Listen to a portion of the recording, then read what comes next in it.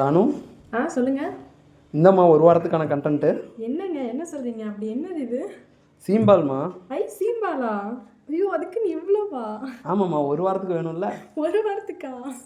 அட ஆமாங்க, எங்கள் வீட்டில் இனி ஒரு வாரத்துக்கு சீம்பால் வாரம் தான். சீம்பால் யாருக்கெல்லாம் பிடிக்குன்னு கமெண்ட் பண்ணுங்கள். எங்களுக்கு ரொம்ப ரொம்ப பிடிக்கும். சரி, எப்படி செய்யுதுன்னு பார்த்துடலாமா? சுக்கு இந்த மாதிரி தட்டி மிக்ஸி ஜாரில் சேர்த்துக்கலாம். அதோட ஏலக்காய் மிளகு சேர்த்து பவுடராக அரைச்சிக்கலாம். இப்போது சீம்பாலை ஒரு பாத்திரத்தில் வடிகட்டி சேர்த்துக்கோங்க. பால் ரொம்ப கெட்டியாக இருக்கிறதால கொஞ்சமாக தண்ணி சேர்த்துக்கலாம். அப்படியே வச்சா ஹார்டாக இருக்கிற மாதிரி இருக்கும். அரைச்சி வச்ச பவுடரை சேர்த்து அதோட வெள்ளை சர்க்கரையை பவுடர் பண்ணி சேர்த்துக்கிறேன். அப்படியே சேர்த்தா கரைய லேட் ஆகும்.